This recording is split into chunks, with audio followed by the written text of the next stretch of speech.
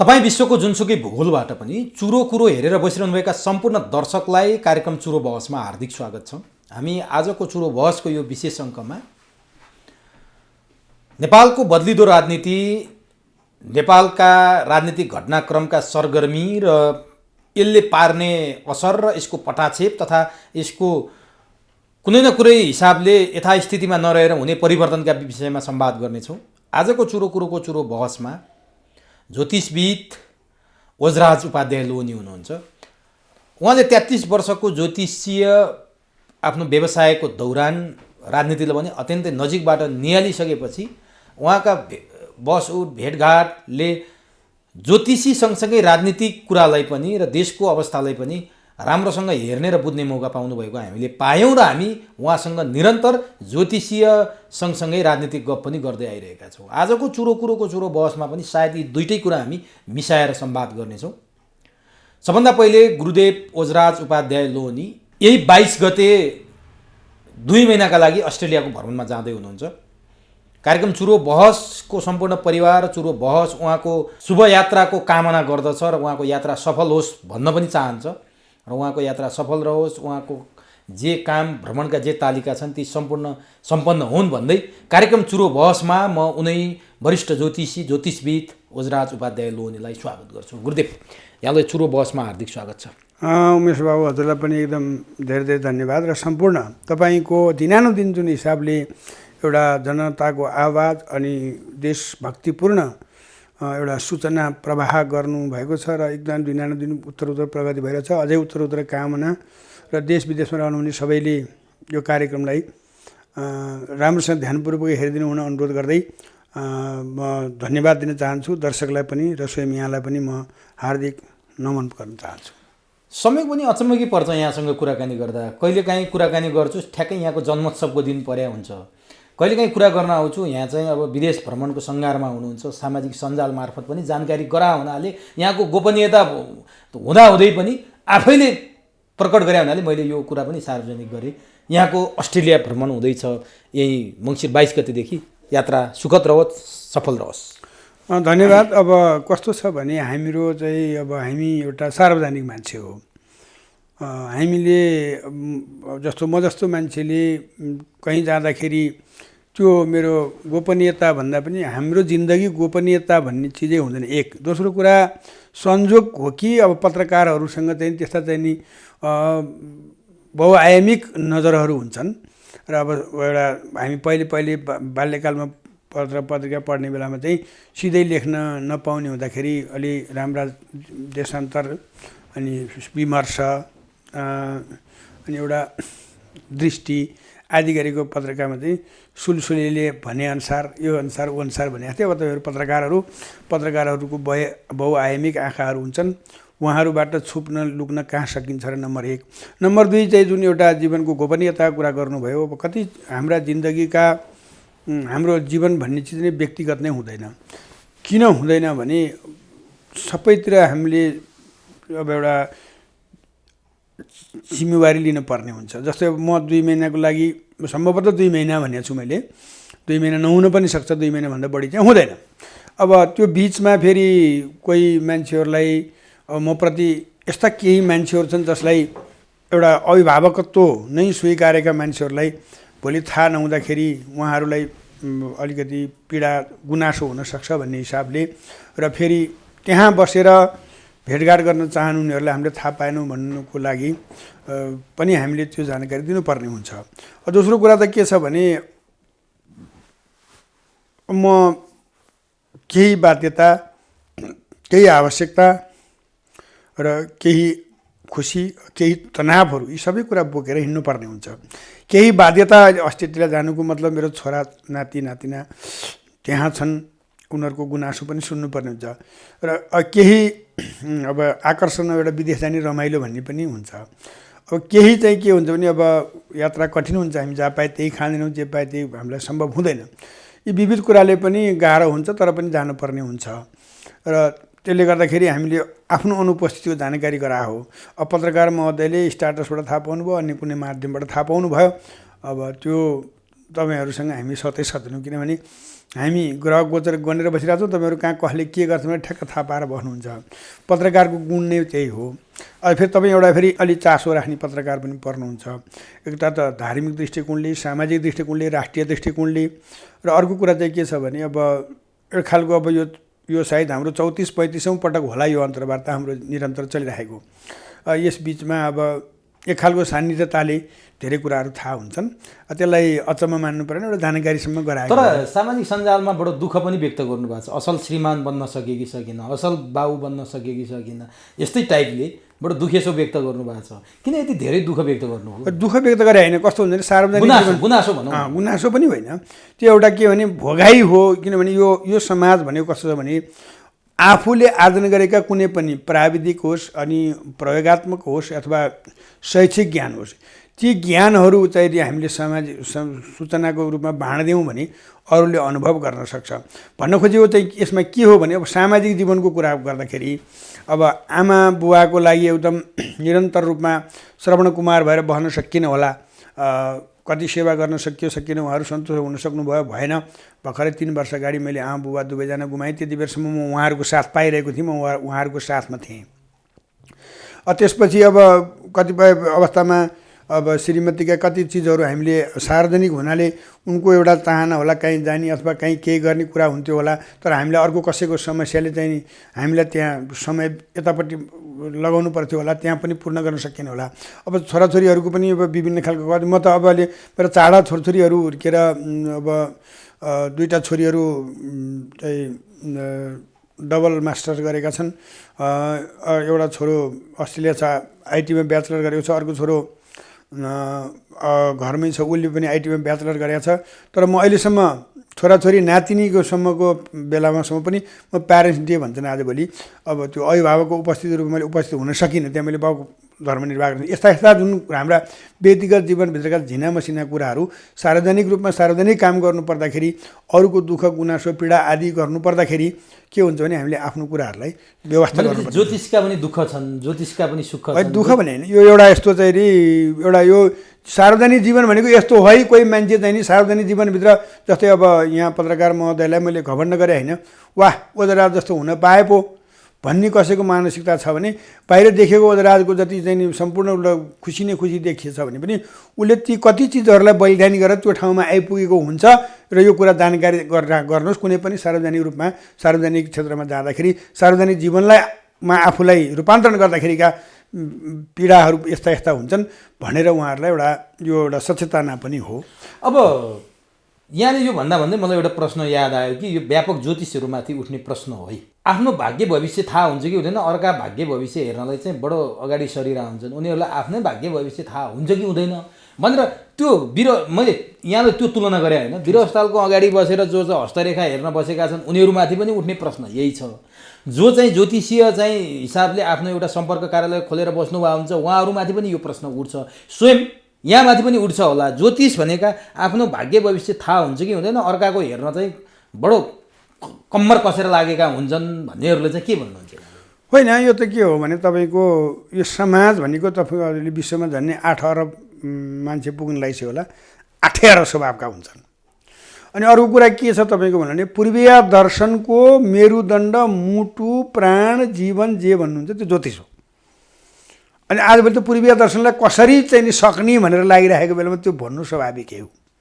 किनभने त्यो भनिदिए बापत जस्तै ज्योतिषीलाई, पण्डितलाई, बाहुनलाई, अनि राष्ट्रियतालाई, राष्ट्रलाई, अनि गाई पूजन, तुलसी पूजन, पिपल पूजन आदि कुरालाई चाहिँ के छ भने गाली गरिदिए बापत तल भत्ता पाउने मान्छेहरूले चाहिँ त्यो भन्लान्। अनि अरू कुरा के भने ज्योतिषीले आफ्नो भाग्य थाहा नपाए ऊ ज्योतिष पेसा गर्दै गर्दैन, उसको त्यहाँ भाग्य छ भनेर लाग्यो हो।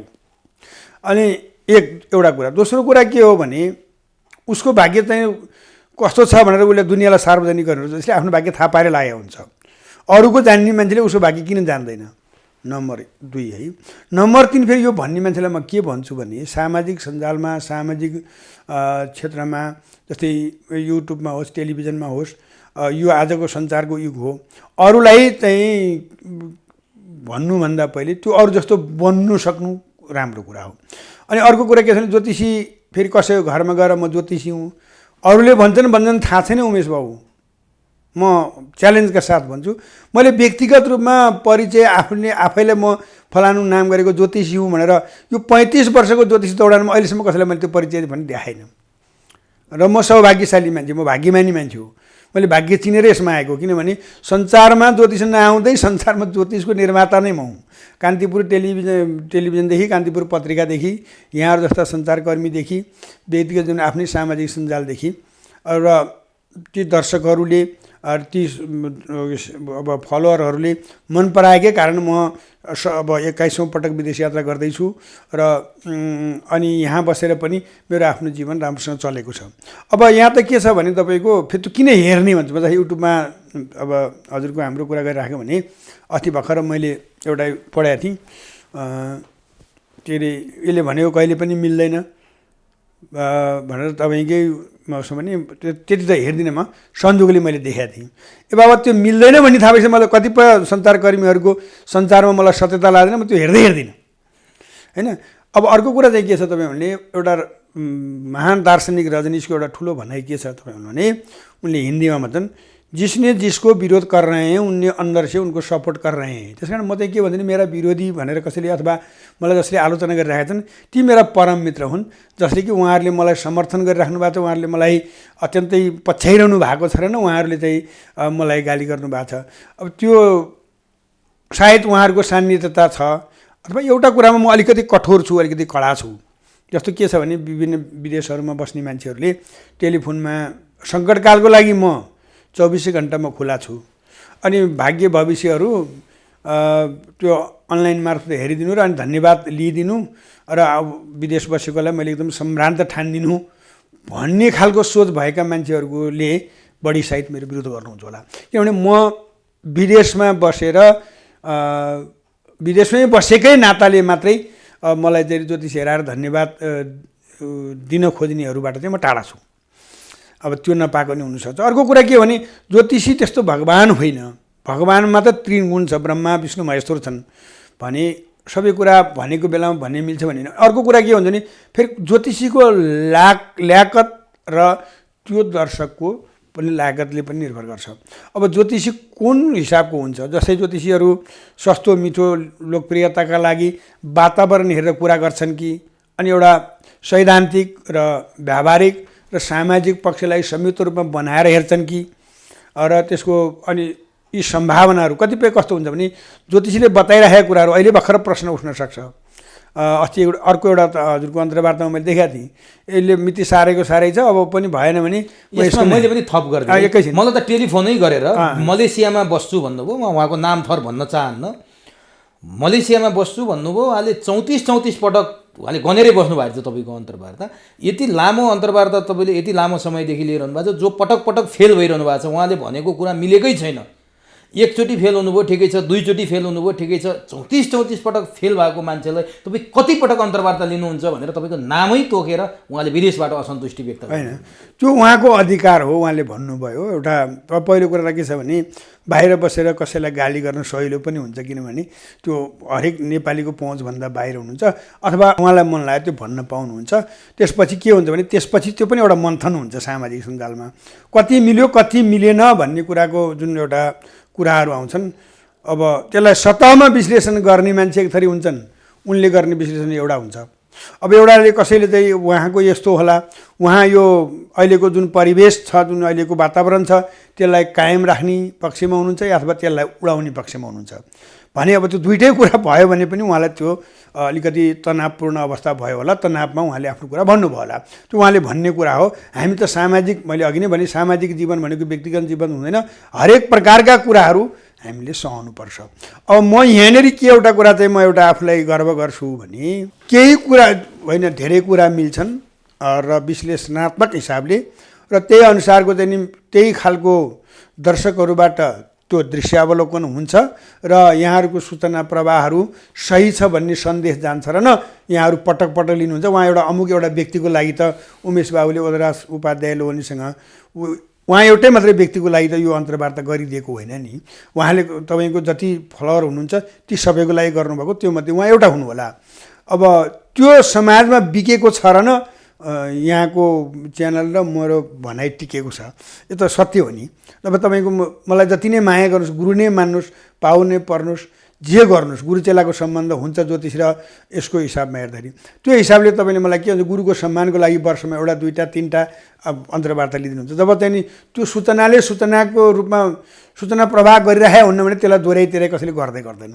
त्यो एउटा समाज कस्तो हो भने भगवान् राम र सीताको बिचमा पनि रावणले लगेकी सीता चाहिँ धोबीले आरोप लगायो नि त, किनभने राम त्यस्तो एउटा अनैतिक व्यक्ति हो, रावणले लगेकी सीता चाहिँ उसले घरमा ल्याएर राखिरहेछ भन्दाखेरि सीता र रामको बिछोडसम्म गरायो। समाज हो। राम राज्यमा त त्यस्तो थियो भने अहिलेको रावण राज्यमा कुन ठुलो कुराहरू त भइरहन्छ, त्यसलाई हामी अचम्म मान्दैनौँ। अर्को मैले यिनीहरू थपेँ, अब मिल्ने नमिल्ने कुराहरू भनेको जस्तो म तपाईँसँग जुन अन्तर्वार्ता गर्दै आइरहेको छु, ठोस रूपमा हेर्दाखेरि सायद उहाँको भनाइ 100% ठिकै होला मान्यौँ एकछिनलाई। तर हामी यसलाई चाहिँ नि सतहमा हेर्ने हो भने तपाईँ मेरो बिचको जुन चाहिँ नि हाम्रो संवाद निरन्तर जुन चलिरहेको छ, त्यो 34औँबाट आज 35औँ नै भयो भने पनि त्यहाँ हामीले हेर्दाखेरि समग्रमा 90% मिलिरहेकै छ। ठोस कुरा अब यही छ। एउटा के छ भने कोही वर्तमान शक्ति गुम्ला भनेर डराइराखेकोलाई टिकिरहेको अवस्था होला र यसले चाहिँ टिकाउन गाह्रो भयो भन्ने यसको अन्तर्वार्ताले भयो भन्ने आक्रोश होला। कोही चाहिँ चाँडोभन्दा चाँडो यिनीहरूलाई फालिहालेर चाहिँ नि सत्तामा पुगौँ भन्नेलाई चाहिँ आक्रोश होला। आफ्नो आक्रोश पुग्छन्, त्यो अचम्मको कुरा मान्नु भएन। तर जुन हामी निरन्तर संवादमा छौँ र ज्योतिषीय दृष्टिकोणमा जुन प्रकारको विश्लेषण हुनुपर्थ्यो, त्यो विश्लेषण र समसामयिक विषयमा जुन प्रकारको विश्लेषण हुनुपर्थ्यो, त्यो प्रकारको कुराहरूमा लगभग पुरै मिलेको हो भन्ने लाग्छ मलाई। अब मलाई यहाँनिर एउटा के विश्वास गर्न सक्छु भने पत्रकारले सकेसम्म आक्रोशित बनाएर अन्तर्वार्ता दिने प्रेजेन्टरलाई अझै बढी आकर्षित बनाएर बढी कुरा ल्याएर समाजमा बिकाउन खोज्ने उद्देश्य अनुसार गरिने प्रश्न र महसुस गरेर गरिने प्रश्नहरू फरक छन्। र ज्योतिषीय दृष्टिकोण र समसामयिक दृष्टिकोणमा जुन कुरा म भन्दैछु त्यो बाटोमा सम्पूर्ण समाज, देश र राजनीति गइरहेको छ र जाने पनि त्यतै हो। अब राजनीतिक कुरा त हामी गर्ने नै छौँ, ज्योतिषीय कुरा गरिरहँदा नि मिल्दै गइरहेछ भनिराख्नु भएको छ यहाँले। अब आन्दोलन पनि उठ्या हो, परिवर्तन पनि हुन्छ भन्ने लाग्या हो। दुर्गा प्रसाईको आन्दोलनले एक प्रकारको माहौल खडा पनि गरिदिया हो। तर आन्दोलन बिस्तारै सेलाउँदै गएर आज कहाँ छ थाहा पनि छैन, आन्दोलन बन्दै हुने अवस्थामा पुगिसक्यो। यी सत्ता चलाउनेहरू झन्झन बलिया भए जस्तो लाग्यो। अब सधैँभरि बिख खाइरहने मान्छेलाई चाहिँ अब झन् कडा विष खाए पनि त्यसले छुँदैन भने जस्तो त्यो आन्दोलनै आफै निस्तेज पारेर यिनीहरू अब झन् बलिया पो भयो कि भन्ने देखिन थालेको छ। यहाँले यथास्थितिमा रहँदैन भन्नुभयो। दुर्गा प्रसाईको आन्दोलन पनि खासै प्रभावकारी भए जस्तो देखिन। अनि कसरी हुन्छ त गुरुदेव परिवर्तन? होइन, पत्रकार महोदयलाई अन्यथा हुँदैन यसको जवाफ भने म के भन्छु भने यो पत्रकारितामा अझै चाहिँ कतै अनुसन्धान पुगेन कि भन्ने मान्छु मैले। दुर्गा प्रसाईको आन्दोलनलाई खासै भएन भन्ने हो भने त फेरि पत्रकारिताको औचित्य हुन्छ र तपाईँको कुन दृष्टिकोणले हेर्ने भन्दा हामीले यसमा चाहिँ सतहमा हेर्नुपर्छ। दुर्गा प्रसाई कुनै एउटा पार्टी होइन, दुर्गा प्रसाई एउटा कुनै के अरे समूहद्वारा सञ्चालित व्यक्ति होइन। र अब जस्तो के भने अब हामीले सोचे जस्तो अब सम्पूर्ण तपाईँको लगभग हामीले होलसेलमै हिसाब गऱ्यौँ भने पनि तपाईँको के अरे सबै पार्टीको सशक्त पार्टीको हामीले कार्यकर्ता जोड्यौँ भने कम्तीमा 30-35 लाख कार्यकर्ता होलान् होइन।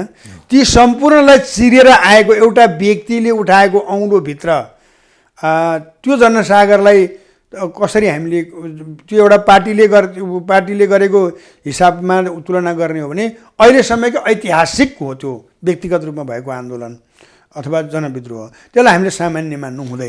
यदि यसलाई सामान्य मानेको हो भने, सामान्य सत्ता पक्षले सामान्य मानेको हो भने पनि त्यो सत्ता चलाउन योग्य हुनुहुन्न उहाँहरू। अनि सत्ता प्राप्तिकै लागि कोही दौडधुप गरेर पनि यसलाई सामान्य भयो अब हुँदैन भन्ने उहाँहरूले ठानेको हो भने उहाँहरू राजनीति गर्नुहुन्न, चुप लाएर आफ्नो काम गरेर खाएको। यो ठुलो आन्दोलन हो। अब अर्को म यहाँलाई जोड्छु, जस्तो यस्तो भयो फेरि हरायो भने आन्दोलन भन्ने कुरो कस्तो हुन्छ हजुरको भने यी पटक नै हुन्छ। जस्तो 2007 सालमा पनि सुरुवात कार्तिकमै भएका छन्। कार्तिकै गडबडपछि के अरे राजा त्रिभुवन जानी र त्यसको चाहिँ नि फलीभूत परिणामहरू फागुन 7 मा आएको छ। अनि 2017 सालमा पनि कार्तिकमै सुरु भएको छ। र अब अस्ति हामीले 45-46 पनि त्यो चाक्सीबारीमा जुन खालको एउटा चाहिँ नि घोषणा भयो त्यो पनि कार्तिक महिनामा भएको छ। र त्यसपछि हामीले 62-63 को कुरा गऱ्यौँ, त्यहाँ पनि कार्तिकमा भित्र घनीभूत छलफल भएर मुक्तिमा त उहाँहरूको चाहिँ नि मलाई लाग्छ मुङ्सिर 7 गते उहाँहरू सार्वजनिकै हुनुभएको छ, जसले उहाँहरू आफूलाई भूमिगत भन्नुहुन्थ्यो।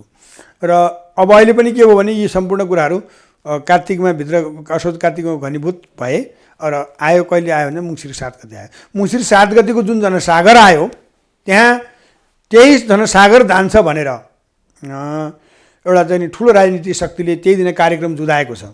जुदाउँदाखेरि कस्तो हुन्छ भने बेनामे अनि रमाइलो हेर्न गएको भनेर त्यहाँ सघाउ पुर्याउन जाने मान्छेहरू त त्यो एउटा पार्टीको बाध्यताले हुइपले आदेशले पनि त्यहाँ अलमल्लिएको अवस्था हुन्छ। र अर्कोतिर के छ भने अब त्यहाँ त्यति हुँदाहुँदै पनि पार्टीले एकत्र अवरोध गरेर आफूले छुट्टै आमसभा गरेको छ। र फेरि अर्कोतिर सरकारले त्यसलाई सकेसम्म विभिन्न ठाउँमा धरपकड गरेको छ। र यी आदिका बावजुद पनि एउटा व्यक्तिले उठाएका मुद्दाहरूसँग मान्छेहरू समर्थन जनाउँदै त्यो जनसागर ओर्लिने भनेको इतिहासकै एउटा व्यक्तिले सायद त्यसरी मान्छे बटुलेको इतिहास हिजो छैन होला, भोलि पनि हुँदैन होला, त्यो राम्रो हो। अब यहाँ रह्यो निरन्तर किन भएन? आन्दोलन भने चाहिँ निर्णायक आन्दोलन निरन्तर हुने बेला यो हुँदा पनि होइन। किनभने निर्णायक आन्दोलन जहिले पनि हामी कहाँ हुँदाखेरि हाम्रो सत्ता परिवर्तनको निर्णायक आन्दोलन भनेको फागुन चैतमै भएको छ। जब तपाईँको चाहिँ 2046 मा पनि फागुन 24 गते जब चाहिँ नि त्यति बेलाको मसाल भन्नेले सशक्त क्रान्तिको एउटा उद्घोष गर्यो, त्यसपछि 25 गते 26 गते राजाले बोलाएर श्रीपाद महाराज वीरेन्द्र विक्रम शाहदेवले बोलाएर फेरि सम्झौता गरेर त्यसपछि सरकार विघटन भयो। सरकार विघटनपछि फेरि 13 दिनमा पुनः सरकार भएर अन्तरिम सरकारसम्म बन्यो। 62-63 को आन्दोलन पनि फागुन चैतमै सुरु भयो। त्यसपछि गएर तपाईँको चाहिँ नि वैशाख 11 गते गएर त्रिपक्षीय सम्झौता भयो र त्यो कार्यान्वयन भयो। अब सत्ता परिवर्तन भयो भनेपछि यो के छ भने यो सेलाएर जाने, यसबाट केही हुन्न, परिमाण निक्लिन्न भन्ने होइन। यो 2079 र 80 भनेको अहिलेसम्म जे जति भए देशका अहितमा हितको नाममा अहित हुने गरी आन्दोलन भयो। यो नेपालका लागि गरिने आन्दोलन हो र यसले कुनै न कुनै रूप र परिणाम ल्याउँछ, निसन्देह ल्याउँछ भन्ने कुरामा शङ्का छैन। तर नि गुरुदेव, सगरमाथा चढ्न चाहिँ सजिलो होला के मानौ ल, चढ्लान् मान्छे। तपाईँ हामीलाई त त्यो पनि अप्ठ्यारो छ। जो यसको लागि चाहिँ उपयुक्त हुन्छन्, यसका लागि आफ्ना सम्पूर्ण पूर्व तयारीहरू पुरा गरेर चढ्न खोज्छन्, त्यो चढ्छन्। तर सगरमाथा चढेपछि सगरमाथामा अडिन धेरै गाह्रो छ चढ्नुभन्दा। मान्छेहरू त्यहाँ रहन सक्दैनन्। दुर्गा प्रसादले आन्दोलन त गरिदिनु भयो, बल्खुबाट सुरुवात त गरिदिनु भयो, तर टिकिराख्न त सक्नु भएन नि त। होइन, यस्तो हो, उहाँको अब हरेक मान्छेलाई हामीले हेर्दाखेरि एउटा विकृति विसङ्गति र राष्ट्रियताको एउटा सङ्कटपूर्ण अवस्थाको एउटा बचाउ अभियान उहाँले ल्याउनु भयो।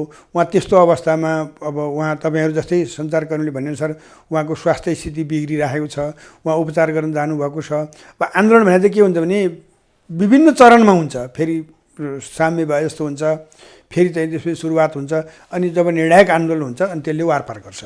अब अहिलेको अवस्था कस्तो छ भने तपाईँको 3टा मुख्य, अब यो ज्योतिषभन्दा बाहिर 3टा मुख्य कारण छन्। एउटा कुरा के छ भने अब मान्छेलाई विश्वास गरिरहेको अवस्था भएन, पहिलो नम्बर।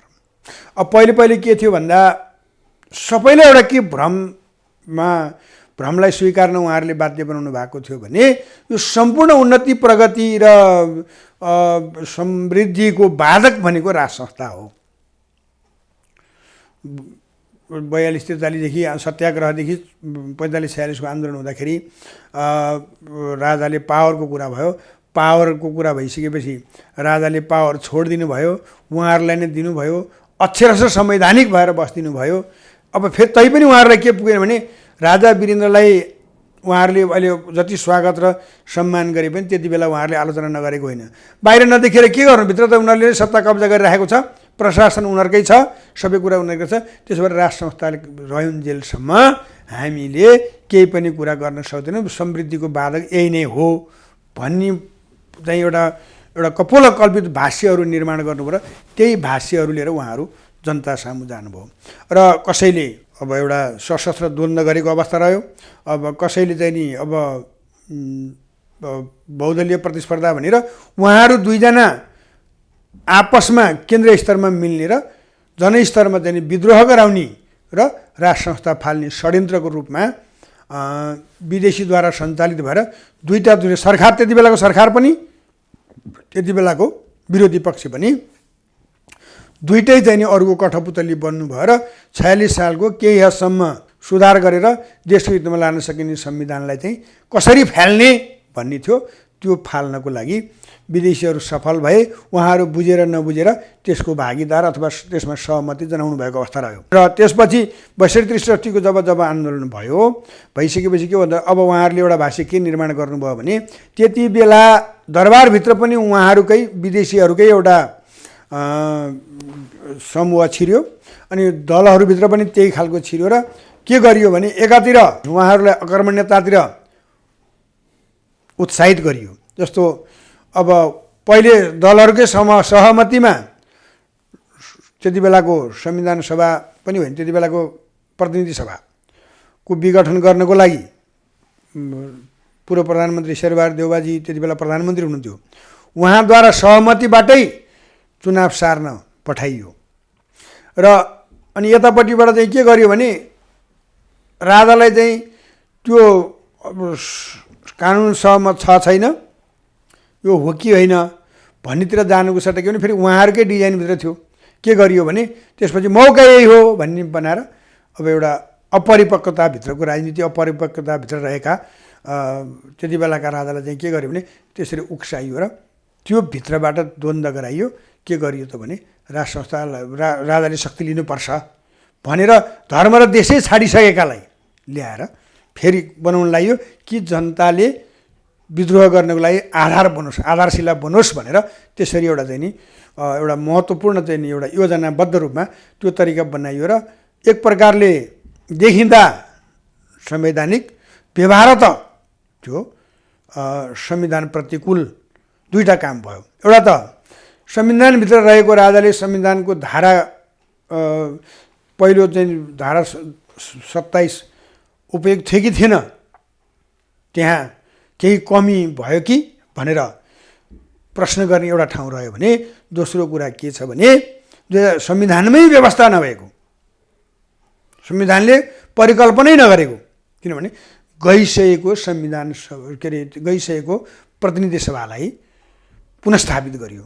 किनभने 56मा भएको चाहिँ हजुरको चाहिँ तपाईँको प्रतिनिधि सभा भनेको 62-63मा आएर पुनर्बहाली भन्दा त 56-61मा त उसको पदावधि नै सकिसकेको छ।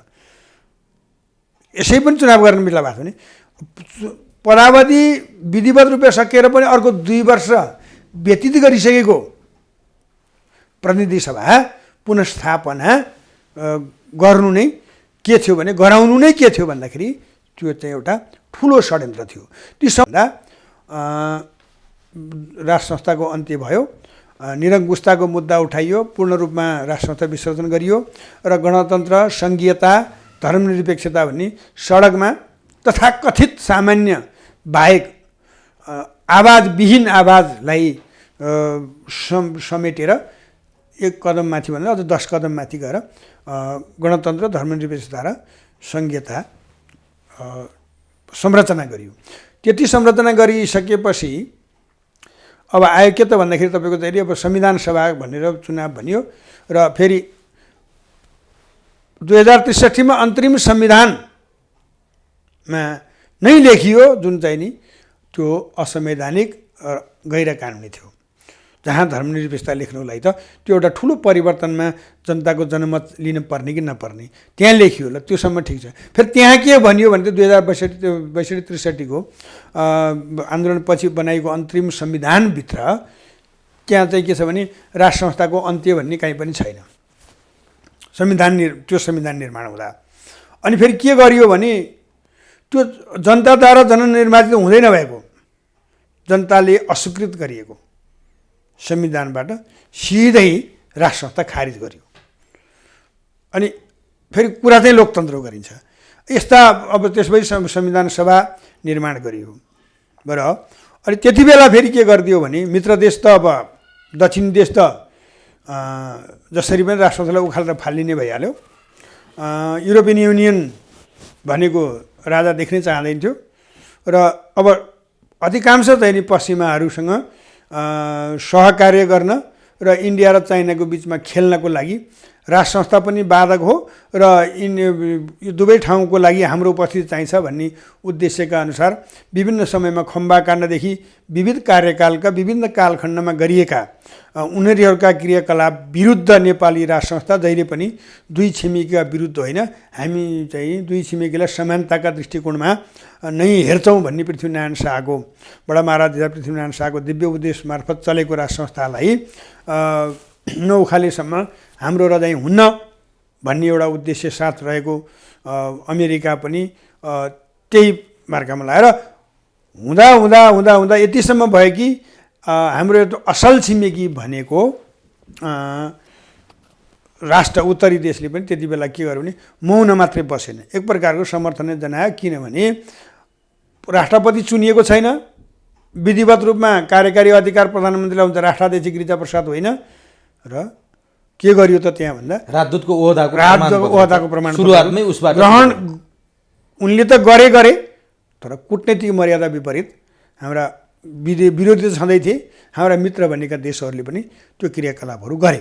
त्यो सबै कुराको परिणाम आज नेपाल त भएकै छ, भोगि नै रहेछ, तर आज विश्व संसार पनि भोग्दैछ र त्यो दुर्दशाको दर्दनाक पीडा भारत पनि भोग्छ, केही भोगिरहेछ केही भोग्दैछ उसले पनि।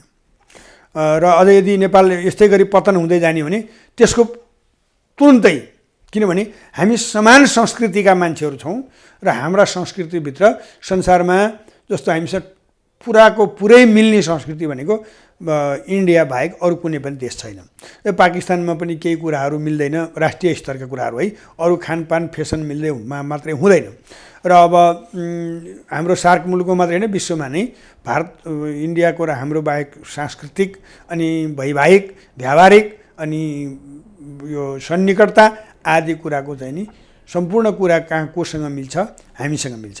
अनि त्यो हाम्रो सम्पूर्ण कुराले र हामीसँग भएका प्राकृतिक बल अनि हामीसँग भएका हिमाली बल, हामीसँग भएका दैविक बलको स्रोतको उपभोगकर्ता को हो? त्यो इन्डिया हो। अब यदि यो नेपाल बर्बाद भइसक्ने बित्तिकै उनीहरूको के अरे अब बर्बादीको दिन सुरु हुन्छ। भनेपछि नेपाल बर्बाद हुनुकोमा इन्डियाको पनि खैरियत छैन। इन्डियाको त खैरियत छैन होइन, ऊ त पहिलो नेपाली पछिको दोस्रो शिकारै इन्डिया हो। त्यसमा कसैले इन्डियाका विद्वानहरूले यो बुझिराखुन्, यो जानिराखुन्, धार्मिक सामाजिक सांस्कृतिक राजनैतिक प्रत्येक प्रकारको दोस्रो नेपाल जब उठ्न नसक्ने गरी यदि बनाउन सफल भयो भने, असम्भव छ सक्दैनन्, यदि सफल भए भने त्यसको लगत्तै अब नेपाल ठ्याक्कै उठ्न नसक्ने भएको विदेशीलाई महसुस हुने बित्तिकै त्यहाँबाट त्यसको दोस्रो सुरुवात भनेको अनि कहाँ हुन्छ? त्यो इन्डियामा हो। किनभने त्यो समान सांस्कृतिक र धार्मिक र सामाजिक जुन शक्ति छ त्यो शक्ति क्षुण्ण हुने बित्तिकै नेपाललाई सिद्ध्याउने बित्तिकै भारत एक चुड्कीमा सिद्ध्याइदिन्छ विश्वले। हो यी विविध कारणले गर्दाखेरि के छ त भने यी सबै कुरालाई हामीले हेऱ्यौँ भने यो जम्मै के बुझ्छौँ हामी भने यो ठुलो षड्यन्त्र छ। यी सम्पूर्ण षड्यन्त्रबाट आएको अहिलेको यो दुष्परिणाम हो। यो दुष्परिणाममा हामीले के हेर्छौँ भने अब हामी यस्तो भइसक्यौँ पत्रकार महोदय, अब यहाँले पत्रिका टेलिभिजनमा अन्तर्वार्ता लिँदै गर्दाखेरि पहिले नै के चाहिँ तयारी भएर जानुपर्ने थियो भने फलानु मान्छे चाहिँ यो चाइना परस्त हो, फलानु मान्छे चाहिँ इन्डिया परस्त हो, फलानु मान्छे चाहिँ पाकिस्तान परस्त हो, फलानु मान्छे चाहिँ रसिया परस्त हो, फलानु मान्छे चाहिँ अमेरिका परस्त हो, फलानु मान्छे चाहिँ के अरे युरोपियन युनियन परस्त मान्छे हो भनेर अन्तर्वार्ता लिन जानुपर्ने। अब एउटा यो चाहिँ नेपाल परस्त, नेपाल भूमिको नेपालप्रति प्रतिबद्ध इमान्दारतापूर्वक समर्पित व्यक्ति हो भनेर बत्ती बालेर खोज्नुपर्ने अवस्था पुगिसकेको देशमा अवस्थामा हामीले सामान्य कुरा गरेर आजको भोलि परिवर्तन आउँछ भनेर 30-35 लाख कार्यकर्ताको माझमा दुर्गा प्रसाईले औँलो उठाउने बित्तिकै एक हप्तामा 2 हप्तामा सत्ता परिवर्तन हुन्छ र हामीले प्राप्त गर्छौँ भन्ने यदि हामीले त्यो सपना देखेको छौँ भने त्यो दिवा सपना हुन्छ। तर त्यसले एउटा के छ नि तपाईँको चाहिँ नि यो अब भुसमा आगो बल्यो। अब यो कस्तो छ भने सबैले थाहा पाए। अब यहाँ त तपाईँको के छ भने यहाँ एउटा मूल प्रश्न अस्ति हामीले जस्तै प्रश्न गऱ्यौँ, जस्तै राप्रपा र नेकपा एमालेको बिच जस्तै अब अहिले यहाँ एउटा ठुलो प्रश्न कहाँनिर छ भने यहाँ अहिलेका नेतृत्ववर्गलाई र नेतृत्व सम्हाल्नेलाई 3टा प्रश्न गर्न सकिन्छ। या त उहाँहरू कायर हुनुहुन्छ, या त उहाँहरू भ्रष्ट हुनुहुन्छ, या त उहाँहरू के अरे कारुणिक हुनुहुन्छ। यस्तो अवस्था छ कि किनभने उहाँहरूले भ्रष्टाचार गरेको होइन भने यो भ्रष्टाचार विरुद्धका यत्र आवाज छरपष्ट यहाँहरूले पत्रकारहरूले लगायतका गल्ली गल्लीमा टोल टोलमा ठाउँ ठाउँमा घर घरमा अब तपाईँ प्रत्येक घरका अब उपत्यकामा कोही न कोही कर्मचारी हुन्छन्, कोही न कोही व्यापारी हुन्छन्, कोही न कोही तपाईँको चाहिँ एउटा सामाजिक हुन्छन्, कोही चाहिँ राजनीतिक कर्मी हुन्छन् होइन। अब प्रत्येक घरको सदस्य बेलुका जम्मा हुँदाखेरि व्यापारीले पनि भ्रष्टाचारीले कामै गर्न दिनु भन्न आउँछ त्यही घरमा है। अर्को एउटा कर्मचारी हुन्छ, अब छोरो छ अथवा बुहारी छ। अब यो भ्रष्टहरू र चाहिँ अब यो के अरे अब डनतन्त्रले चाहिँ हामीलाई काम गर्न गाह्रो भयो, विदेश जाने कि भन्न आउँछ। अब अर्कोतिर गएर तपाईँको चाहिँ अर्को एउटा कोही सामाजिक छ भनेदेखि हिँड्नै मुस्किल भयो भनेर आउँछ। एउटै घरमा विभिन्न क्षेत्रमा काम गर्नेहरूको पनि बेलुका घरमा जम्मा भएर आउँदाखेरि के त भन्दा भ्रष्ट, अनैतिक अनि अभाव र गरिबी र विकृति र विसङ्गतिका मात्रै कुराहरू बेलुका घरमा मन्थन हुन्छन्। अब उहाँहरू कायर भएर कारबाही गर्नु भएन कि? जस्तै यहाँले उठाउनुहुन्छ प्रश्न, यहाँसँग कसैले प्रस्तुति गर्छ, अर्कोले उठाउँछ, अर्कोले उठाउँछ। 21औं शताब्दीको राज्यको चौथो अङ्ग सूचनाको पहिलो प्रवाह सञ्चार माध्यम भनिन्छ। सञ्चार माध्यममा चाहिँ नि अब हिजो अस्ति भर्खरै यस्ता ठुल्ठुला कुराहरू आइरहेका छन् होइन। प्रतिनिधि सभाको विधायकले नै तपाईँको प्रश्न उठाइरहेछन्, त्यो पनि प्रधानमन्त्रीमाथि र प्रधानमन्त्रीको पुत्रीमाथि होइन, प्रधानमन्त्रीको पुत्रीमाथि जसुकै होस्, सबै मन्त्रीहरूलाई नै भन्नुहोस् न। अब त्यहाँभित्र सांसदहरूले नै अब तपाईँको चाहिँ हिजोका चाहिँ उहाँहरूकै समूहमा काम गरेका सांसदहरू जो हुनुहुन्छ, हिजोको दिनमा नेपाली काङ्ग्रेसमा काम गरेका राप्रपाका सांसदहरू किन नहुन् अथवा धेरै सांसदहरूले काङ्ग्रेसभित्रकै सांसदहरूले उठाइरहेका छन् नि त।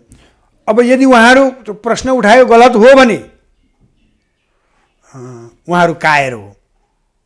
गलत कुरा गर्ने त राज्यले त चुप लाएर बस्नु भएन नि त, कारबाही गर्नु पऱ्यो नि त होइन। उहाँहरू कायर हो।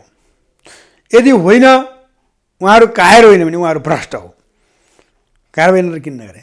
र त्यो पनि होइन भने उहाँहरू कारुणिक हो, माया गरे हो भने भ्रष्ट भएर पनि राज्य व्यवस्था असफल हुन्छ, कायर भएपछि झन् असफल हुन्छ, कारुणिक भएपछि झन् खत्तम हुन्छ। त्यहाँदेखि यो भ्रष्ट, कायर र कारुणिकको कित्ता के हो उहाँहरूले आफूलाई प्रस्ट्याउनु पर्यो। अब नि गुरुदेव, जस्तो यहाँले प्रसङ्ग ल्याइहाल्नुभयो, यहाँ त अब धार्मिक मान्छे पनि हुनुभयो, अध्यात्ममा त्यत्तिकै यहाँको विश्वास रहने कुरो भइगयो, यहाँको ज्योतिषको जरो नै त्यहाँ जान्छ। यो ठिक छ, उहाँ व्यक्तिगत रूपमा पनि यहाँ आध्यात्मिक हुनुहुन्छ, राष्ट्रवादी हुनुहुन्छ, धार्मिक हुनुहुन्छ, जम्मै हुनुहुन्छ। हामीले नेपाललाई पौराणिक कालदेखि अथवा वैदिक कालदेखि मन्दिरको देउतै देउताको देश भन्यौँ। 33 कोटी देउता त यहीँ बसोबास गर्ने हामीलाई विश्वास छ र 33 कोटी देउताको हामी पूजा गर्छौँ। प्रत्येक पाइला पाइलामा मन्दिर छ, मन्दिरको देश भनेर हामीले चिन्यौँ। एउटा गीत नै छ, जहाँ थुम्का थुम्कामा स्वर्गको आवाज छ, जहाँ ढुङ्गा ढुङ्गामा देउताको बास छ। यस्तो गीत बनेको देश हाम्रो भूमि। तर आज जहाँ काण्डै काण्ड छ, कहिले भुटानी शरणार्थी काण्ड छ, कहिले ललिता निवास काण्ड छ, कहिले एनसेल काण्ड छ, कहिले सुन काण्ड छ। त्यो बिहान उठेर अखबार हेर्दा र टेलिभिजन हेर्दा अथवा सञ्चार माध्यम र सामाजिक सञ्जाल हेर्दा काण्ड र नकारात्मक समाचार बाहेक केही पनि भेटिँदैन। यो किन? के यो देश काण्डै काण्डको देश हो? त्यसरी चिनिनुपर्ने हो विश्वमा? मन्दिर देउतै देउताको देश भनेर चिनिने देश आज काण्डै काण्ड, भ्रष्टाचारै भ्रष्टाचार यस्तो व्यथितिले चिनिनु परेको छ। यो किन भयो?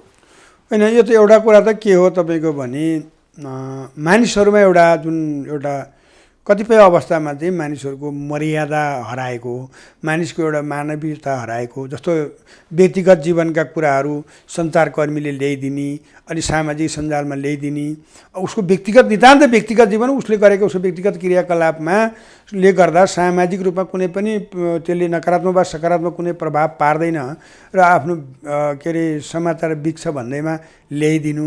अनि अब विभिन्न खालका चाहिँ नि अत्यन्तै अमानवीय तस्बिरहरू सार्वजनिक गरिदिनु, एक अर्कासँग जोडेर गरिदिनु, यी सम्पूर्ण कुराले चाहिँ के भयो भने राज्य कायर हो भन्ने यसले प्रमाणित गर्छ। किनभने जे पनि गर्दाखेरि छाडा छोड्छ भने त राज्य कायर हो नि।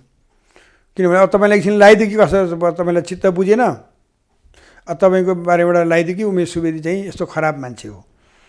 अब त्यहाँ दुईवटा कुरा हुन्छ नि त, खराब मान्छे भन्ने कि त्यो खराब पुष्टि गर्न पर्यो र तपाईँलाई खराब गरेकै आधारमा दण्ड दिन पर्यो। यदि होइन र निरपराध हुँदाहुँदै तपाईँलाई चाहिँ यदि अपराध गरेको कसैले षड्यन्त्रपूर्वक यानि धोका दिन खोजेको भने त्यसलाई त्यो पनि कारबाही हुनु पर्यो। किनभने अमेरिकामा संसारको कहीँ नभएको लोकतन्त्र छ भन्छन्, तर त्यहाँ तपाईँले यदि तपाईँले उठाएका कुराहरू पुष्टि भएन भने त्यसको क्षतिपूर्ति तिर्नुपर्छ त्यो उठाउने मान्छेले। संसारमा कुनै त्यस्तो मुलुक छैन कि जे मुन लाग्यो त्यही उठाइयोस् भनियोस्, प्रश्न उठाएपछि सम्बोधन हुनु पर्यो होइन। जब संसारमा त्यस्तो सायदै मलाई लाग्छ कानुनी राज भएका प्रजातान्त्रिक मुलुक भनौँ, राजशाही मुलुक भनौँ, गणतान्त्रिक मुलुकहरू भनौँ, जहाँ कानुनको एउटा चाहिँ नि तहको राज्य चल्छ, त्यहाँ चाहिँ त्यो पुष्टि भएन भने त्यसले क्षतिपूर्ति तिर्नुपर्छ। र अब हामी कहाँ त केही पनि पर्दैन, भनिदियो सिद्धियो मान्छे। अब अहिले भर्खरै हामीले यहाँले उठाउनु भएको प्रश्नमै अब भुटानी शरणार्थी केसकै कुराहरूमा पनि अब धेरैवटाका नामहरू विभिन्न तवरबाट यहाँहरू जस्तै पत्रकारहरू, सामाजिक मान्छेहरू, खासखुस सबैले ल्याए। अब हिजोको दिनमा त्यही मान्छे भगवान र भगवती भए, आजको दिनमा त्यही मान्छे चाहिँ राक्षस र शैतानी बनिरहेका छन्। फेरि यसको मतलब मैले कसैलाई प्रतिरक्षा गर्न खोजेको होइन, किनभने म कसैको दाना पानीमा बाँचेको पनि छैन, बाँच्नु पनि छैन, र कसैलाई सिद्ध्याएर केही पाउनु पनि छैन, कसैलाई फेरि कहीँ उठाएर केही पाउनु पनि छैन। म आफ्नो बाबुबुतामा आफ्नै बाहुबलले आजको दिनसम्म उभिएको मान्छे हो। तर कुरा के छ भने त्यसरी एउटा सामाजिक रूपमा मानिसहरूको सामाजिक मान मर्यादामा आँच आउने कुराहरू कपोलकल्पित रूपमा गर्न पाइने कि नपाइने, गर्न हुने कि नहुने, त्यसमा राज्य जवाफदेही हुने कि नहुने भन्ने कुराको यहाँ एउटा अत्यन्तै महत्त्वपूर्ण प्रश्न यहाँनिर उठ्छ। दोस्रो कुरा के रह्यो तपाईँको भन्नु भने अब यो काण्डको कुरा गर्नुभयो। त कस्तो हुन्छ भने म यहाँनिर अलिकति जोडौँ, कथा जम्मै भन्यो भने त अब यस्तो हजुरसँग र मेरो 12वटा संवाद गर्नुपर्ने हुन्छ। छोटो रूपमा चाहिँ के भनौँ भने जस्तो चाहिँ नि देवकी र वसुदेवको गर्भबाट जन्मिने अष्टम गर्भले चाहिँ कंसलाई नाश गर्छ भन्ने भए आकाशवाणी हुने बित्तिकै कंसले बहिनी नै मारिदिन्छु, त्यसपछि बच्चै जन्मिन्न, मेरो समस्या सिद्धियो भनेर चाहिँ भन्दाखेरि वसुदेवले कंसलाई विश्वास दिलाए, सन्तान म बुझाउँछु, बहिनी नमार तिमीले हुर्काएको हो भने त्यहाँ कथा लामो छ। वसुदेवले भने, कंसले स्वीकार्यो, किनभने कंसले विश्वास र मन पराएको मान्छे त्यो के अरे मथुरामा वसुदेवभन्दा नजिक विश्वासिलो पात्र अरू कुनै छँदै थिएन। त्यसपछि उनले विश्वास गरे, वसुदेवले त्यो अनुसार कुरा पनि गरे र बच्चा जन्मिने लिएर जाँदाखेरिमा चाहिँ उनले सबै कुरा बुझिसकेर भनिसकेपछि वसुदेवले बुझाएपछि हो त मेरो अष्टम गर्भ शत्रु हो, म भान्जीहरूले किन मार्ने, मलाई त पुत्रले मार्ने भनेको छ भनेर जब उसले भान्जी नमार्न खोज्यो, त्यसपछि के भने माथि स्वर्गलोकमा स्वभाव हो, यसै गरी उसले पुण्य कर्म गर्दै गयो भने त के छ भने अनि त यसको नाश कहिले हुन र हाम्रो स्वर्ग प्राप्ति हुँदैन भन्ने कुरा स्वभाव भएपछि नारदलाई पुठाएर यताबाट गन्यो भने यो पनि आठौँ हुनसक्छ भन्ने बनाएर चाहिँ उसलाई अपराधमा उन्मुख गराइयो, उत्प्रेरित गरियो र उसले त्यसलाई मार्यो। एवं प्रकारले 6 गर्भ मारियो, 7औं गर्भ नै तुइयो, 8औं गर्भ गोकुलमा जन्माएर मथुरा पुर्याइयो र सोही कृष्णद्वारा कंसको नाश भयो। अब यसलाई मिथक भन्यो भने पनि भन्न पाइन्छ, तर त्यो द्वापरको चाहिँ त्यो मिथक होइन, यो इतिहास नै हो। अब यो काण्डै काण्ड चाहिँ किन भएको हो भने यो काण्डै काण्ड भएर अपराधो घडा नभरिएसम्म विस्फोटन नहुने भएर भएको हो यो, किनभने उहाँहरूले नै बनाएको हो यो। हिजोको दिनमा पनि अक्षरश पालना गरिएको अवस्था होइन, परिवर्तनभन्दा अगाडि पनि आफ्ना अवधामा बसेर जुन संस्कार र जुन संस्कृतिलाई अँगालेर बसेकाहरूबाटै पनि संस्कृति धर्मप्रति धर्मका विरुद्धमा आन्तरिक रूपमा होस् सार्वजनिक रूपमा नभए पनि केही क्रियाकलापहरू भएका हुन् भन्नै पर्छ हामीले। किनभने एउटा चाहिँ नि हिन्दू राष्ट्र र हिन्दू संस्कृतिको संवाहक बनेको सञ्चालकहरूले हिन्दूका विरुद्धका क्रियाकलापहरू हिजो दिनमा पनि नभएका होइनन्। त्यो भएकै कारणले पनि संरक्षक नै भक्षक भएकै कारणले पनि त्यो अवस्था आएको हो। र अब आज पनि के हो भने अब यो अति पराकाष्ठा नपुगिकन त विनाश हुँदैन। यो विनाशको लागि चाहिँ अलिकति मान्छे उत्प्रेरित भयो। जसरी आफ्नै वंशभित्र त्यही द्वापर युगमा यदुवंशीहरू आपसमा लड्न लागेर यदुवंशी नै सिद्धिए। त्यति मात्रै सिद्धिएन, द्वारका सहरै पनि डुब्यो। त्यसकारण कुरा के छ भने तपाईँको यो काण्डे मन्दिरै मन्दिर हो, देवताहरूको बसोबास भनेर सधैँ बस्ने होइन। देवताहरू अप्ठ्यारो पर्दाखेरि यहाँ बस्न आउने। किनभने कहिलेकाहीँ त अब असुरहरूले राज्य हरण गर्थे। राज्य हरण गर्दाखेरि बस्न आउने भूमिमा र बस्न आएका हिसाबले उहाँहरूका मन्दिरहरू बनेका हुन्। र यो यहाँ जन्मिन पाए हुन्थ्यो भनेर देवताले भन्छन् भन्ने हामी पौराणिक कथन पाउँछौँ। मानव रूपमा हामी नेपालमा जन्मिन पाए हुन्थ्यो भन्छन् भनेर। यी विविध कुराले पनि के भयो भने यसमाथि आक्रमण भयो। किनभने हामीले चाहिँ नि बागमती जस्तो पवित्र नदीभित्रलाई नाम परिवर्तन गरेर ढलमतीमा पुर्यायौँ। अनि हामीले देवताका नाममा देवताप्रतिको आस्था विश्वास र भरोसा र भक्तिभन्दा पनि त्यसबाट चाहिँ नि आर्थिक उपार्जन गर्ने र शक्तिलाई प्रयोग गर्ने हामीले चाहिँ नि गलत प्रवृत्तिहरू गऱ्यौँ। र संस्कृत पढेर आफ्ना छोराछोरीहरूलाई संस्कृत पढाएनौँ। र अनि पण्डित बनेर आफ्नो छोराछोरीलाई पण्डित बनाउनुको सट्टा हामीले इङ्ग्लिस पढाएर अमेरिका पठाउन हामी आकर्षित भयौँ। यी विविध कारण के हो भने तपाईँको एउटा पापको चरम सीमामा पुगेर यो भत्किएर पुनः फेरि संरचना हुनको लागि राम्रो बन्नका लागि भइरहेको यो एकदम राम्रो। यहाँले जुन ज्योतिषीय भविष्यवाणी गर्नुभएको छ यहीसँग सन्दर्भ हो, सान्दर्भिक कुरा हो यो। यसपटक यहाँले भनिदिनै पर्छ, तपाईँ त 2 महिना अस्ट्रेलिया गएर बस्नु होला। हुन त संसारको दुनियाँ बडो साँगुरो भइसकेको छ, फेरि अनेक माध्यमबाट जोडिन पनि सकिएला। तर प्रश्न यहाँमाथि पनि उठ्यो। देश काण्डमा डुब्या जस्तो प्रश्नको घेरामा हुनुहुन्छ ओजराज उपाध्याय लोनी। कसरी विश्वस्त पार्नुहुन्छ त नेपाली दर्शकलाई? कसरी विश्वस्त पार्नुहुन्छ त आम जनता जो परिवर्तनका लागि पर्खेका छन्? यहाँले भनेको जस्तो ज्योतिषीय आँखाले ज्ञानको आँखाले त्यो बीजारोपण भएको बिरुवा त देख्दैनन्। उनीहरूलाई त हर्लकै हुर्केको बिरुवा चाहिएको छ। भ्रष्टाचार र काण्डका चाहिँ ठेली अगाडि तेर्सिएका छन्। त्यस्तै सर्लक्कै परिवर्तन खोजिराखेका छन् मान्छेले। उनीहरूले के भन्न चाहनुहुन्छ त भन्नु त? म बडो अप्ठ्यारोमा छु। होइन, यहाँहरू पत्रकारहरू भनेको अप्ठ्यारोमै हुनुहुन्छ। किनभने एउटा सम्बन्ध सन्निकट नबनाएसम्म राम्रो मान्छेसँग अन्तर्वार्ता लिन सकिँदैन। उहाँहरूलाई अलि नकारात्मक प्रश्न गर्न कता कता आफूलाई अलिकति अड पनि लाग्ने हुन्छ। तर फेरि जनताको प्रश्न, जनताको आवाज यदि प्रश्नको यहाँसम्म त पुर्याइदिनु पर्यो नि त। मुखरित गरिएन भनेदेखि यसो भने जनताबाट विमुख भइन्छ।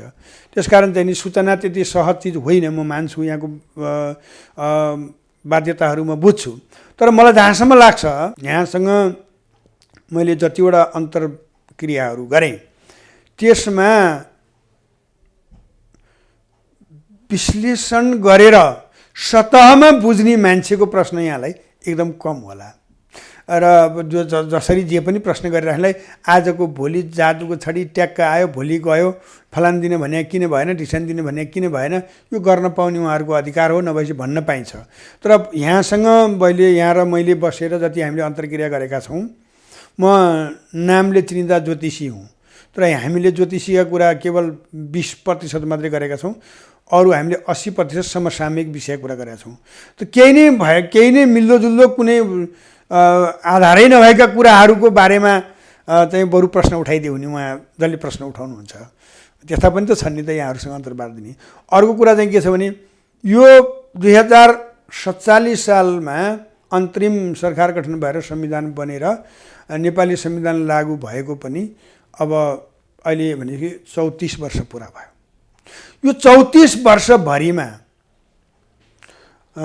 के कस्ता कुराहरू भए र आजको यो दिन आयो र ती खलपात्रहरूको बारेमा उहाँहरू किन प्रश्न उठाउनुहुन्न? दुईटा कुरा भयो। तेस्रो कुरा चाहिँ के छ भने ल त्यो हामी 47 देखि 62 63 सम्म छोडिदिउँ। 63 पछि कोही छैन रोक्ने छेक्ने, केही पनि छैन। निर्विवाद रूपमा राजा पनि गए, बाहुन पनि गए, बाहुनलाई ल्याएको थियो आरोप। किनभने अब यो कोटा त्यो कोटा ऊ कोटा राख्दै गएर अत्यन्तै इमान्दार, देशभक्त, जनप्रेमी, जन्मले बाहुन भएर पनि बाहुनको स्वभावत बाहुन नभएर एउटा सामाजिक स्वभाव भएको मान्छे पनि आज तपाईँको चाहिँ नि 20 थरीको कोटा छुट्याउँदाखेरि तपाईँको आफ्नो चाहिँ योग्यता दर्शाएर कुनै ठाउँमा उपस्थित हुन नपाएर तपाईँलाई चाहिँ प्रतिबन्धित गरिएको छ। होइन। यस्ता विभिन्न खालका विकृति र विसङ्गतिहरू भित्र्याइएका छन् जसलाई चाहिँ ती बाहुनहरू पनि शक्तिहीन भइसकेका छन्। अब तपाईँको चाहिँ के अरे अब राणाहरू उहिले भइसकेका शक्तिविहीन, राजाहरूको पनि आज लगभग निष्क्रिय बनाएको 17 वर्ष भइसक्यो। र अनि त्यो यो बिचको जुन चाहिँ भित्र आएका सम्पूर्ण नेतृत्वगणहरूप्रति उहाँहरूको, मलाई त कुनै राजनीतिक पार्टीको कार्यकर्ताले गाली गर्छ होला, किनभने राजनीतिक पार्टीको कार्यकर्तालाई एउटालाई कसैलाई समर्थन गरिदिए भए त्यसबाट आउँथ्यो होला। तर मैले समर्थन गर्नु लायक नदेखेको भएर यहाँहरूसँग समीक्षा गर्ने बेलामा केवल नेपाली जनतालाई मात्रै मैले सम्बोधन गरेको, नेपाली जनता मेरो देश नेपालप्रति मात्रै मेरो जिम्मेवारी रहेको कारणले पनि कतिपय आवाजहरू आएका हुनसक्छ। अर्को चाहिँ मूल चाहिँ के हो भने अब ग्रहहरूका जुन खालका गठजोडहरू हुन्छन् त्यो गठजोडमा हुनसक्ने सम्भावनाहरूलाई मैले बताउँदै गर्दा त्यसको मूर्त रूपमा परिणाम फुत्लुक्क निक्लेर भनेको जस्तो नदेखिएर पनि प्रतिक्रिया आएको होला। तर म उहाँहरू सबैलाई के भन्छु भने धैर्य गर्नुहोस्, परिवर्तन पक्का छ। 2080 परिवर्तनको वर्ष हो र मैले यहाँहरूसँग म एउटा क्षमाका साथ हजुरसँग मार्फत के भन्छु भने यदि यो पनि परिवर्तन भएन भने हामीले अर्को कुरा के बुझौँ भने त्यस्तो परिवर्तन भयो त्यो कहिले पनि परिवर्तन नहुने, किनभने देशै नभएपछि के परिवर्तन हुन्छ र। ल ठिक छ, 98 देशको हितमा छ, यो 2 वर्ष बाँकी रहेको 2% जित्यो भने हामी चाहिँ नि नेपाली हुँदैनौँ, सक्यो कुरा। त्यसमा धैर्य गर्दा हुन्छ 2 महिना। अब नि गुरुदेव, हजुर, एनसेलको अहिले बडो बेजोडले चाहिँ आइराखेको छ। अब हुन त यहाँ राजनीतिक मान्छे त होइन, तैपनि जिज्ञासु हो, तैपनि चिन्तक हो, तैपनि देशको लागि चिन्ता गर्ने र मनन गर्ने मान्छे हो। अहिले त सामान्य नागरिकले पनि यो काण्डले छोको छ। त्यसमाथि पनि एनसेलको सबैभन्दा ठुलो काण्ड पत्र पत्रिकामा आयो, धमिजा र लाउडा भन्दा पनि 480 गुणा खतरनाक काम चाहिँ प्रचण्डबाट भयो भनेर पत्रिकामै आएको छ। 6 अर्बमा बिक्री भएको, आज त पत्रिकामा 66 अर्ब आयो। 1 खर्ब 43 अर्बमा किनेको चाहिँ नि तपाईँको एनसेल 6 अर्बमा बिक्री हुँदाखेरि नाङ्गो आँखाले पनि देख्दैन र त्यहाँ भ्रष्टाचार। यस्तो हुँदा पनि सरकार किन मौन? यस्तो हुँदा पनि विदेशी पैसा के विदेशीले पैसा चाहिँ नेपालको लैजाने, 6 वर्षसम्म यसको मुआब्जा उसले खाइराख्ने, लाभांश लिइराख्ने, यो नाटकीय ढङ्गले सरकारलाई पुरै कङ्गाल बनाउने हिसाबले किन यस्तो गरे होला? यहाँलाई के लाग्छ? होइन, त्यहाँ 2-3टा कुरा हुन्छ। तपाईँको कुरा के छ भने विदेशीहरू, त्यही भएर त एउटा कुरा के छ भने पृथ्वीनारायण शाहले दिव्य उपदेशमा भन्नुभएको छ, किनभने विदेशीहरूलाई हामीले भित्र्याएर होइन, हामीले सम्पूर्ण उद्योग व्यवसाय कल कारखाना जे छ आफ्नै देशको आफ्नै लगानी र आफ्नै सम्पत्तिमा उत्पादन गर्नुपर्छ। राजा महेन्द्रले त्यही भएर त उनी यति बेला इच्छुक भएर आउन नखोजेका होइनन्। कम्पनीहरू आउन खोज्दाखेरि दिन्छौँ, अनुदान देऊ, सहयोग देऊ, ऋण देऊ, तर चाहिँ नि कम्पनीमा नआऊ भन्नु मतलब के छ भने उनीहरू जस्तै भारतवर्षमा हिजोको दिनमा पश्चिमा साम्राज्यवादीहरू पहिले त उद्योगकै चाहिँ धन्ना लिएर आत हुन् नि, पहिले चाहिँ त्यो सरकारको आकर्षित भएर आयो, व्यापार गर्दै गर्दै गर्दै गइसकेपछि उनीहरूले आपसी रूपमा उनीहरूको हातमा मुख्यतया के हुन्छ भने तपाईँको शिक्षा, स्वास्थ्य र अर्थ, 3टा चिज कसैले कब्जा गरिसकेपछि राज्य कब्जा गरिहाल्छ। किनभने अस्वस्थ हुनु पर्यो, गरिबी हुन पर्यो, अशिक्षित हुनु पर्यो। त्यति 3टा कुरा हुने बित्तिकै त अरूलाई राज्य शोषण गर्न अथवा राज्य कब्जा गर्न सजिलो भइहाल्छ। अब हामीलाई के भने हामी अहिले अशिक्षित हो, चित्त दुख्छ होला महान विद्वानहरूलाई, किनभने हामीले हाम्रो शिक्षा पढायो र नेपालको लागि त हामी अशिक्षित हो नि। नेपाली इतिहास कसले पढाएको छ? ल मलाई तपाईँको चाहिँ एकात बाहेक अरू चाहिँ नि हामीले आजकलका विद्वानहरूले नेपाली भाषामै आक्रमण भयो। यो विविधताले के बुझिन्छ भने विदेशी भनेको जहिले पनि कमाउन आउने हो, यहाँ के अरे यहाँ कमाइदिन आउने होइन म भन्दैछु। अब ऊ कमाउन आयो, उसको धन्दा हो। ल्याउने मान्छेले के गर्नु पर्यो भने देशको नियम कानुन विधि थिति र परिधिभित्र रहेर उसले व्यवसाय गर्यो कि के भने उसले सत्ता शक्ति र संयन्त्रलाई नै प्रलोभनमा पारेर कब्जा गरेर नेपालीलाई शोषण गर्यो भन्ने कुरा हो। अब यहाँहरू जस्तै सञ्चार माध्यमले ल्याएको सञ्चारका विभिन्न सञ्चार समूहबाट हेर्ने हो भने मैले अघि भनेकै शब्द आउँछ, कारुणिक हुनुहुन्छ या उहाँहरू कमजोर हुनुहुन्छ या उहाँहरू भ्रष्ट हुनुहुन्छ। किनभने कि त कारुणिक भएर उहाँहरूले भएको मानवताको हिसाबले क्षमा गरिदिनु भयो, कि त चाहिँ उहाँहरू चाहिँ नि कमजोर भएर कारबाही कारबाही गर्न सक्नु र सरकारको सहभागिता बिना यत्रो घोटाला हुन सक्छ। त्यही त मैले भन्नु खोजेँ, म भन्दैछु त 3टा कुरा हुन्छ, कि त कारुणिक हुनुभयो, कि त चाहिँ उहाँहरू चाहिँ नि कमजोर हुनुभयो, किनभने कमजोर हुनलाई जम्मा 2-3टा कारण हुन्छन् कि एउटा मुख्य कारण भनेको त्यसमा हिस्सेदार भएर कमजोर भइन्छ। एउटा भनेको पदीय दायित्व नै उनीहरूकै हातमा भएर उनीहरूद्वारा पदमा पुर्याउँदाखेरि अकर्मण्य र कमजोर भइन्छ, या त उहाँहरू चाहिँ त्यसैमा सहभागिता मिलाएर मिलीभगत भएर खानुभएको छ। अब यो चाहिँ के हो भने यो एउटा निर्णायक घडी हो। अहिले वर्तमान सत्ता र सरकारको लागि यो एकदम राम्रो बन्नको लागि पनि अवसर हो, पतन हुनको लागि चाहिँ ठुलो चाहिँ यो सङ्कट पनि हो। किनभने उहाँहरूले यो पुष्टि गर्नै पर्छ त्यहाँ भ्रष्टाचार अनियमितता भएको होइन भने किन होइन, हो भने गर्न किन दिएको भने पापको घडा फुट्ने बेला भइसक्यो। यो यसले चाहिँ के गर्छ भने तपाईँको सुरुवाती पनि यहीँबाट भयो हो। तपाईँको चाहिँ नि एउटा यसको चाहिँ नि जबरजस्त मुद्दा उठाउने मान्छेहरूमध्ये पुरै सडक सङ्घर्ष गर्ने मान्छे ज्ञानेन्द्र साई आज एउटा अत्यन्तै शक्तिशाली एउटा जनमत हासिल गरेर हुनुहुन्छ। उहाँ अहिले पनि विरोधमै हुनुहुन्छ र बालकृष्ण नेउपाने, सुरेन्द्र भण्डारी लगायतका मान्छेहरूले केही लाभांशहरू राज्यको लुकेका 62 अर्ब कर छलेको कुरा त्यो पनि उहाँहरूको प्रयास त धेरै भयो नि त। राज्य लागेपछि जम्मै आउँथ्यो होला र त्यसमा पनि कति चाहिँ बदमासी भएको भन्ने छ। र अब अहिले आएर त के छ भने तपाईँको यसको कानुन होला, किनभने सञ्चार भनेको नेपाल दूरसञ्चारको अनुमति लिएर मात्रै आउनु पाउने होला, अनि अर्को बेच्ने र किन्नेको एउटा नियम होला, त्यसपछि त्यसको मुनाफा होला, अनि फेरि एउटा नेपालीले सुन्नमा आएसम्म नेपाली व्यक्तिले किन्ने जुन चाहिँ नि एउटा संस्था हो फेरि त्यसको लागि विदेशी कम्पनी खडा किन हुनु पर्यो भन्ने पनि प्रश्न होला। बहुत रहस्यमय कुरा छ यो। भनेको यसमा चाहिँ त्यो मैले अघि भने जस्तै हो, उहाँहरू कि कमजोर हुनुहुन्छ कि कारुणिक हुनुहुन्छ कि उहाँहरू अब आजभोलि प्रचलन भाषा करप्ट हुनुहुन्छ। तिनवटा क छ कि यहाँ। र मलाई लाग्छ उहाँहरू कारुणिक हुँदै हुनुहुन्न, उहाँहरूको पृष्ठभूमिले देखाउँदैन उहाँहरू कारुणिक हुनुहुन्न। किनभने हिजोको दिनमा एउटा चाहिँ के अरे एउटा मान्छेलाई प्रचलित ज्याला 20 रुपियाँ बाटोमा 10 रुपियाँ काम गराउँदाखेरि खाएको भरमा काम गरायो भनेर सामन्त भनेर सिधै पनि फाँसीको सजाय दिने मानिसहरू आज उहाँहरू सत्तामा हुनुहुन्छ। उहाँहरू कारुणिक कसरी हुनुहुन्छ? अब उहाँहरू सबैलाई चाहिँ नि धम्की दिइरहनु भएको छ भन्दाखेरि उहाँहरू करप्ट हुनुहुन्छ। अब म अन्तिममा छु गुरुदेव। हजुर, यस्तो दुर्गा प्रसाईको आन्दोलन चलिरहँदा नेपालमा दुईवटा अलि फरक खालका घटना देखिए। केपी ओली जो प्रधानमन्त्री हुँदा शपथ ग्रहण गर्दाखेरि ईश्वरका नाममा शपथ खाँदा त्यो पर्दैन भन्ने राष्ट्रपति हिही गर्ने दृश्यहरू आज पनि हाम्रो मानसपटलमा याद आइरहेको छ। शेरबहादुर देउबा पश्चिमाको कित्तामा छन्। शेरबहादुर देउबा चाहिँ अमेरिकाका विश्वासपात्र हुन्, यी धर्मनिरपेक्षताका विश्वासिला पात्र हुन् भन्ने आरोप खेपिरहेका मान्छे हुन्। भलै के छन् त्यो अर्को विषय होला। एकातिर दुर्गा प्रसाईको आन्दोलन चलिरहेको थियो, अर्कोतिर केपी ओली चाहिँ सुदूरपश्चिमको भ्रमणतिर जाँदाखेरि उनी चाहिँ बडो गेरु वस्त्र लाएर तथास्तु भन्ने पारामा प्रकट भए। यसलाई पनि मान्छेले सहज रूपमा स्वीकारेका छैनन् केपीका विगत सम्झेर। शेरबहादुर देउबाको आरोप मैले भनिसकेँ, उनले काङ्ग्रेसमा हिन्दू राष्ट्रको बारेमा छलफल हुन सक्ने भनेर बोले। प्रचण्ड त उज्जैनमा गएर गेरु वस्त्र लाएकै हुन्। एकाएक यिनीहरूमा जुन किसिमको अस्वाभाविक परिवर्तन देखियो नि, यो आन्दोलन पनि भइरहँदा यो देखिरहेछ।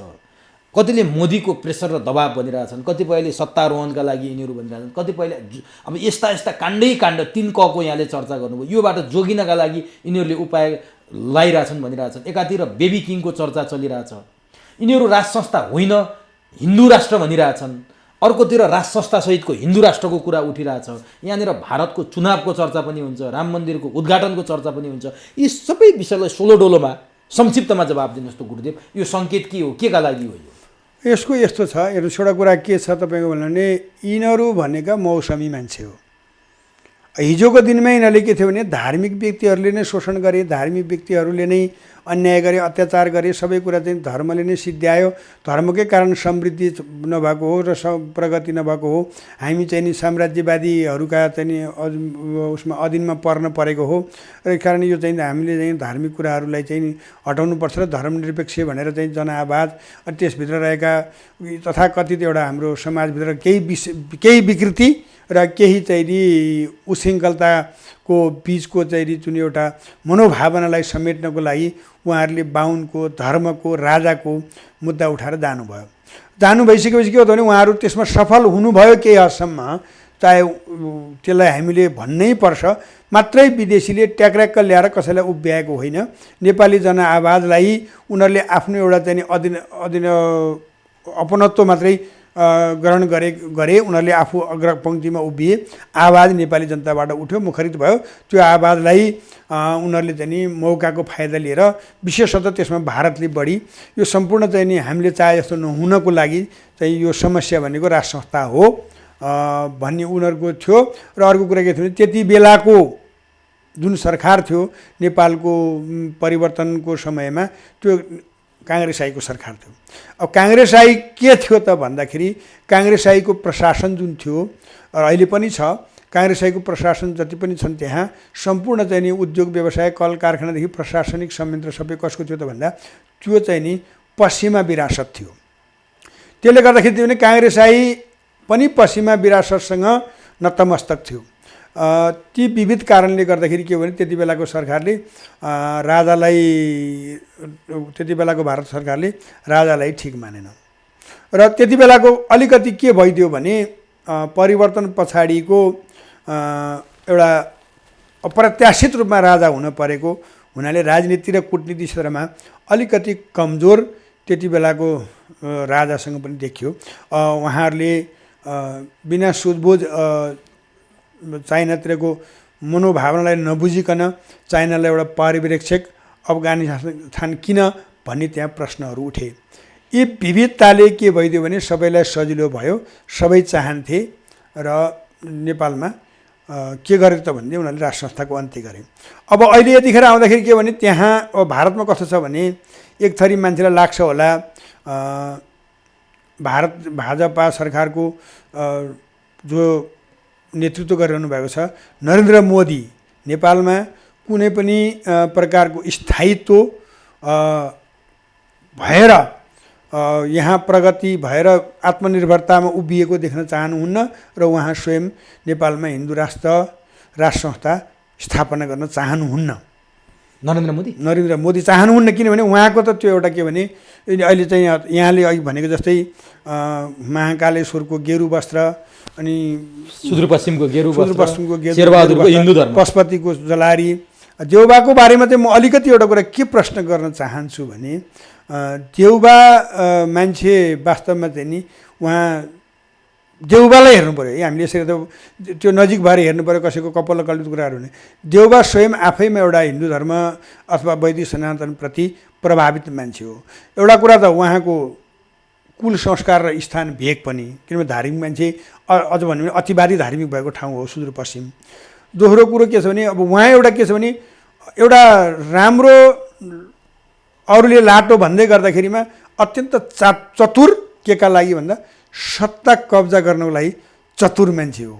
त्यस कारण त्यो हिजोको उहाँको बाध्यता हो धर्मनिरपेक्षतालाई स्वीकार्नु, किनभने बन्नु र बनाइनुमा फरक पर्छ।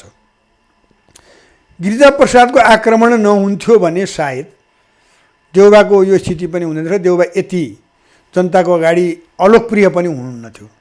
र फेरि त्यस पछाडि राजा ज्ञानेन्द्रको भुल हुँदैन थियो भने पनि उहाँ यति अलोकप्रिय बन्नु हुँदैन थियो। तर के भयो भने उहाँलाई जुन बाटोमा उहाँ हिँड्दै हुनुहुन्थ्यो, जुन बाटोमा उहाँ जाँदै हुनुहुन्थ्यो त्यो बाटो हिँड्न वञ्चित गराइयो। त्यति बेला जसको सहारा उहाँले ठान्नु भएको थियो त्यति सहाराबाट उहाँ सहाराविहीन हुनुभएपछि अब त्यतिखेर उहाँलाई धर्मनिरपेक्षता, गणतन्त्र यी आदि स्वीकार्नु देउबाजीको बाध्यता हो। त्यो एउटा पक्ष हो। र अब त्यो स्वीकारिसकेपछि एउटा देशको नेतृत्व गरिसकेको मान्छे फेरि त्यसलाई छिनमा हुन्छ छिनमा हुन्न भन्नु वास्तवमा चाहिँ नि त्यो सही कुरा होइन। केही अमुक व्यक्तिहरूले अहिले राप्रपामा हिजो गणतन्त्र फेरि आज राजतन्त्र भन्नुको औचित्य नभए जस्तै हो त्यो। किनभने त्यही विचारमा लड्ने मान्छेले त त्यहाँ कुनै कुरा पाओस् नपाओस् लडिरहनुपर्छ। त्यसलाई भनिन्छ वैचारिक राजनीति, वैचारिक बहस भनिन्छ। अब यी सबै त मौसमी हुन्, उहाँहरूका कुरा कसैले पनि विश्वास गर्दैन कि। अब उहाँहरूले पुरै कपाल खौरेर पुरै चाहिँ नि अनुष्ठानमा बसे पनि उहाँहरूलाई कसैले विश्वास गर्दैन, किनभने उहाँहरूले त्यो एउटा खालको चाहिँ उहाँहरूले कलङ्क बोकिसक्नुभयो कि उहाँहरूकै कारणले गर्दाखेरि नेपालमा यो स्थिति आएको छ। किनभने अहिले यो छाडा, अराजकता, अमानवीयताको पराकाष्ठ चाहिँ धेरैभन्दा धेरै प्रतिशत चाहिँ यो धर्मनिरपेक्षताको उपज पनि हो। अब हिजो म यहाँलाई यही पुष्टि गर्दै हिजो उहाँहरूले त्यसमा भोट देख्नुभयो, त्यसमा सत्ता देख्नुभयो र त्यो सत्ता आरोहण पनि गर्नुभयो, त्यहाँको सत्ताको भोग पनि स्वार्थ भोग पनि गर्नुभयो। अब के भने त्यहीँ रह्यो भने यो सत्ता पाइन्न। आज त माहौल बदलियो। माहौल बदलिनुको कारण के छ भने सशक्त रूपमा भित्रभित्रै रसिया आयो। रसिया चाहिँ नि ऊ राज्य क्रिस्चियन होस्, उनीहरू चाहिँ नि प्राचीन भूमिको हिसाबले उनीहरू चाहिँ नेपालको सनातनी पक्षलाई नै बढी बल पुर्याउँछन्। अब क्रमशः उत्तरतिरको देशले पनि के गर्न थाल्यो भने बुद्धिस्ट संस्कृतिहरूको विभिन्न ठाउँमा हुने सभा समारोह आदि कुराहरूमा भइरहेका क्रियाकलापप्रति अब उनीहरू चाहिँ नि मौनम सम्मति लक्षण भनेको थियो। उनीहरू पनि त्यो बुद्धिस्टलाई चाहिँ त्यहाँ आक्रामक दृष्टिकोणले होइन व्यवस्था गर्दै गरिरहन दिन थाल्यो। अब संसारै यस्तो भयो कि एउटा प्राचीन सभ्यताको पुनरावृत्ति र आधुनिक उच्छृङ्खलताको अन्त्यको अवस्था आइसकेपछि उहाँहरूको तीनटा कारण हुन्छ। सके सत्य जोगाउने, सत्य प्राप्त गर्ने, नभए जीव जोगाउने हो। किन अब त्यो जोगाउन नसक्ने अवस्था भएकोले उहाँहरूको त्यो चाहिँ के भने मलाई लाग्छ उहाँहरूको त्यो एउटा नाटक हो।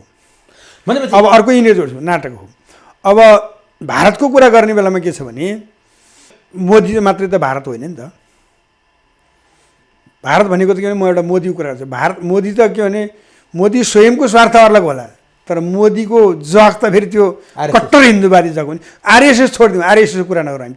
त्यहाँका धार्मिक विद्वानका कुरा गरौँ, त्यहाँको ऐतिहासिक व्याख्याताहरूका कुरा गरौँ। उहाँहरू के हुनुहुन्छ भने उहाँहरूलाई यति कुरा के थाहा छ भन्दाखेरि उहाँहरूको सांस्कृतिक दृष्टिकोणले उहाँहरूको 12वटा चाहिँ नि त्यो ऐतिहासिक पीठहरू छन्, जुन पीठमा हिन्दू सम्राटले मुकुट फेर्छ हो। अब त्यो दबाब चाहिँ मोदीलाई जान सक्छ। राज संस्था फर्काउने मतलब उनीहरूले त्यो चाहिँ माग गर्न सक्छन्। किनभने उनीहरूको त्यहाँ त मुकुट नफेरिएको 12 वर्ष, 17 वर्ष भयो नेपालमा राज संस्था नभएको।